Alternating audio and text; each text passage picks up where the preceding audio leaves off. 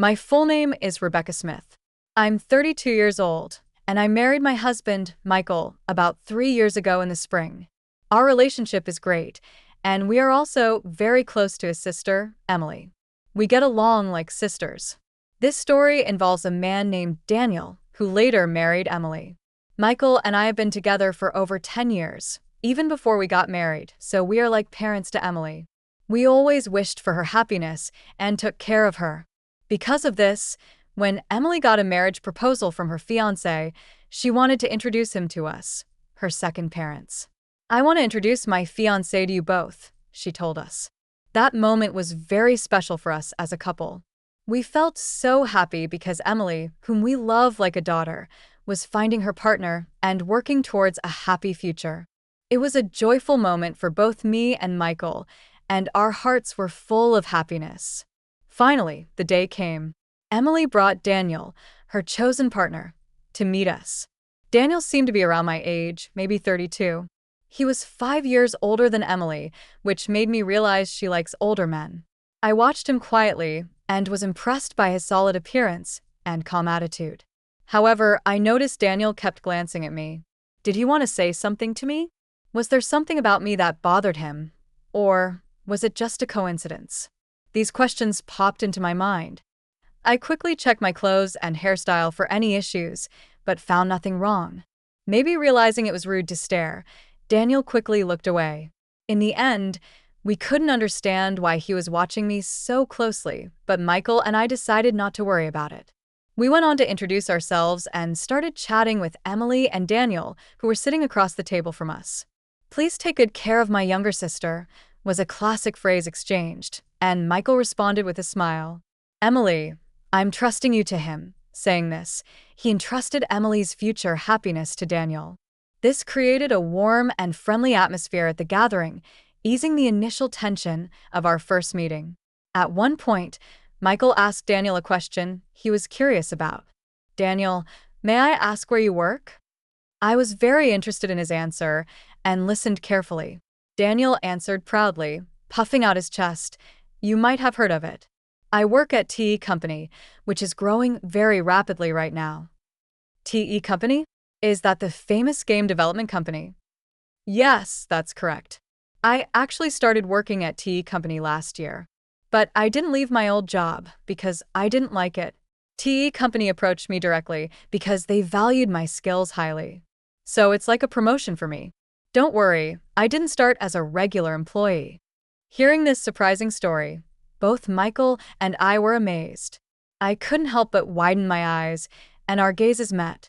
Seeing our shocked reactions, Daniel seemed satisfied that he had made an impression, and he spoke with even more pride. "That's why I want you to trust me completely with Emily. I'm climbing the career ladder quickly at TE Company, and I'm confident that I'm progressing faster than most. Even though I started at a regular level, my salary will increase rapidly, and I'll move up in the company quickly. So please don't worry." When I heard what Daniel said, I was so surprised that I couldn't speak. TE Company is super famous, and I know a lot about it. Michael probably knows about it too, but since he doesn't work there, he might not know all the details. I think both Emily and Michael know that TE Company is really well known in the industry, but it seemed like neither of them expected Emily's fiancé, Daniel, to move up the ranks so quickly after joining. I didn't expect it either. Some parts of Daniel's story made me feel a bit uneasy, but I decided to believe him since he talked about being recruited by TE Company and climbing the career ladder really fast. As we talked about other things, I was curious to know how they met and got together. They said they met through a friend they both knew. Daniel was looking for someone special, but didn't want to go to matchmaking events, so he met Emily through a friend he trusted. Emily wasn't actively looking for a boyfriend, but she decided to meet Daniel when her friend suggested it. "I really like how Daniel always makes me smile. His clumsiness is kind of cute too," Emily shared. Hearing them talk about their feelings was like hearing something really sweet, even though we weren't eating anything sugary. Their closeness and love for each other were really clear. But there was something that bothered me. As they were leaving our house, Daniel and Emily were talking about bringing rice and gifts. While they were busy with that, Daniel came up to me a bit separately and suddenly asked, "Hey, Do you maybe not remember me? His question caught me off guard, and I couldn't help but tilt my head in confusion. Do you really not remember me? He asked again, sounding doubtful. His face was handsome, but I couldn't recall any close friend named Daniel. I tried hard to remember, but I couldn't. Seeing me struggling to remember, Daniel sighed a little, looking disappointed. Well then, let's exchange contact info. And please tell Michael later. I forgot to exchange contacts with him, he said. I was shocked by his sudden informal tone. Even if we were close in the past, I couldn't remember it, and I couldn't recall being close with someone who would speak so rudely. Inside, I was full of questions like, who is he? What kind of relationship did we have? But since Emily was there, I didn't think it was the right time to ask or say anything, so I stayed quiet. After we exchanged contact info, I decided to text him to clear up my doubts. But before I could, he messaged me first, saying, I'm surprised the girl who used to sit quietly in the corner of the classroom in elementary school is married before me. Your face hasn't changed much since then, so I recognized you right away. Growing up, I lived far away, and in elementary school, I was teased by many classmates. Those memories are painful, so I moved away with my family from middle school. In the new city, I met Michael, a wonderful friend, and we became close. I'd rather not think about elementary school. His words surprised me, so I asked, what do you mean? I didn't want anyone to misunderstand, so I explained that Michael was involved in our messages. We agreed that Michael would be included whenever Daniel and I needed to exchange info. I didn't share my background or reasons with Daniel. After explaining, Daniel smiled warmly and asked, do you remember being called P girl in elementary school? The term P girl had a specific meaning.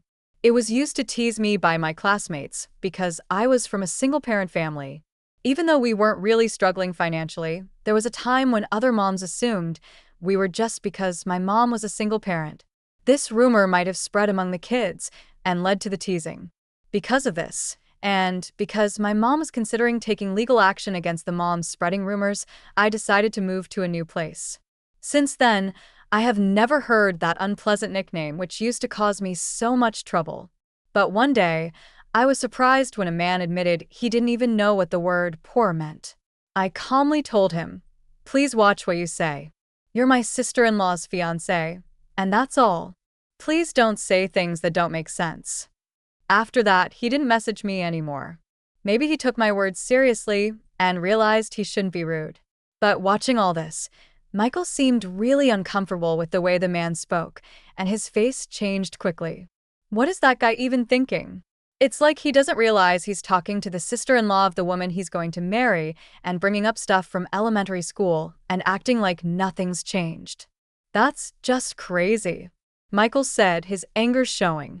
Seeing Michael so upset, I tried to calm him down, saying, take it easy, take it easy. But I was also worried, so I called my mom right away and asked her to find a class photo from my elementary school. For days, I wanted to see if there was a classmate named Daniel in it. Mom quickly found a boy named Daniel and said on the phone, wasn't this Daniel the one who used to bully you the most? Suddenly, I remembered everything I had forgotten. Daniel was indeed the main bully. Just to be sure, I asked Mom to send me the photo. Looking at it, he looked quite different now. Bigger and chubbier. That's probably why I didn't recognize him. After that, I decided to look into things further.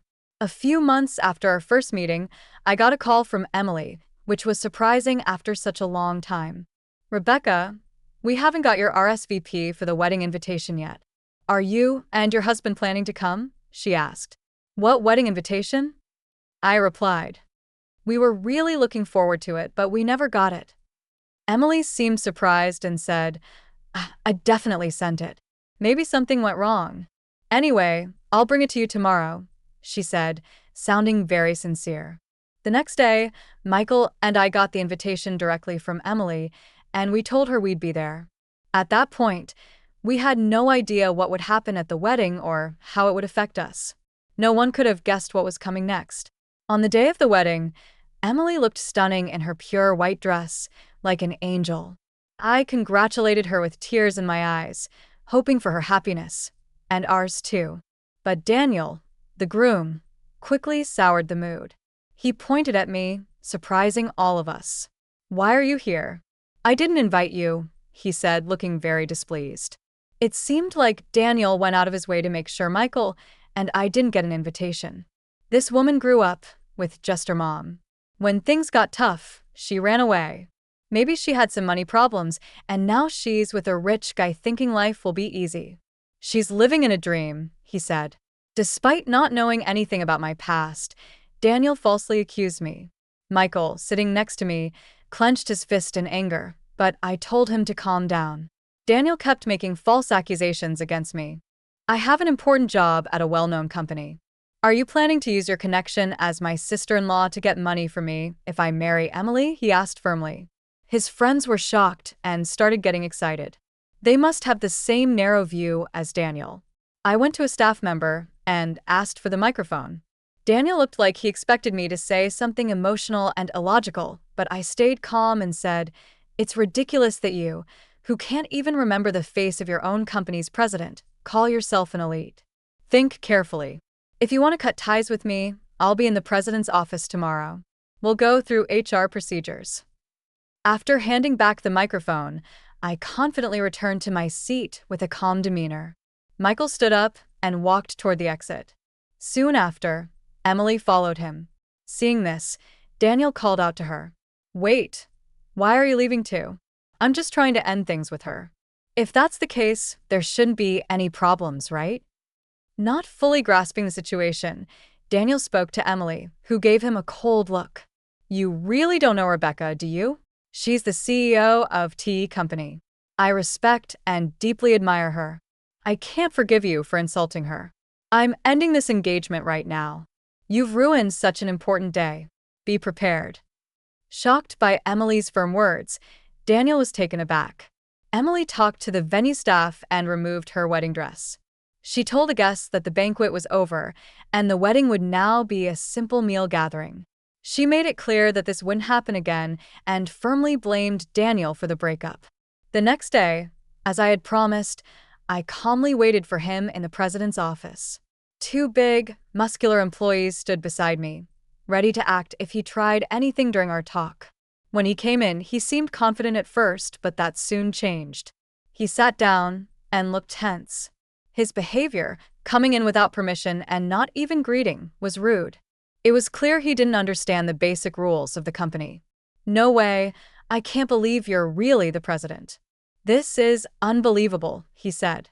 "If you did a little research, you'd find the president's info on our website. Didn't you check before coming?" I asked. "Well, there were some things." He trailed off. It seemed he hadn't taken my words seriously or bothered to find out the truth. Maybe he thought I was joking or lying in front of him. Of all those guests, I told him, "I'm considering terminating your contract." "What? You can't make such a quick decision over a small misunderstanding. I'll talk to the Labor Standards Inspection Office." He tried to persuade me carefully, but I calmly placed a copy of his resume in front of him. "You lied about your education here, didn't you? And you claim to have skills you don't actually have, like Excel and video editing. Is that true?" "Well, about that," he started, trying to explain. "Falsifying information and providing false reports are valid reasons for us to terminate an employment contract," I told him directly. He looked surprised at my statement. In fact, I had a strange feeling about him since our first meeting. Afterward, I checked everything thoroughly. Normally, our company doesn't use headhunting methods. Even if we do, I personally meet and interview recommended candidates. But I don't remember having a deep conversation with Daniel. He joined through our regular hiring process and started as a regular employee. He claimed to be aiming for a promotion and said he was skilled with certain software, but he actually wasn't. That's why he never got promoted. His self-assessment was very high, and I found that suspicious, so I looked into his attitude. He was lazy at work and seemed content just to be part of the company. I tried to help him improve, but he didn't change. Now that he's broken off his engagement with Emily, there's nothing special between us. He continues to act unpleasantly, making me uncomfortable, so I see no reason to be lenient with him. I promptly asked Daniel to leave the company. Since he had only been with us for less than 6 months, there was no need to consider severance pay or handing over specific duties over such a short time. "Can't you help me out as an old friend?" he pleaded. But I coldly replied, "I don't see any reason to continue our relationship," and arranged for other staff to handle his immediate departure. It seems he was hoping for financial help from his father, but because of the outrageous rumors he spread, that didn't happen. There's a past incident where my mother sued for defamation, and Daniel's mother was the victim. My father paid compensation for damages once before. Faced with a similar situation with his son demanding compensation, my father likely reached his limit, stopped providing financial support, and cut ties with him completely. Afterward, Daniel took care of his elderly mother while being pursued for compensation. Eventually, he vanished, seemingly taken away by people in all black clothing, and nobody knows where he is now. Someone might eventually come forward with information about his whereabouts, but I have no plans to actively search for him. Initially, Emily was deeply hurt when she learned about her fiancé's background, but time heals. About 6 months have passed, and she's starting to see it positively, saying, "It's probably best we didn't get married." Lately, her smile has returned, and she's even looking for a new partner. Seeing her happier again, Michael and I are truly relieved. They're even talking about having children now.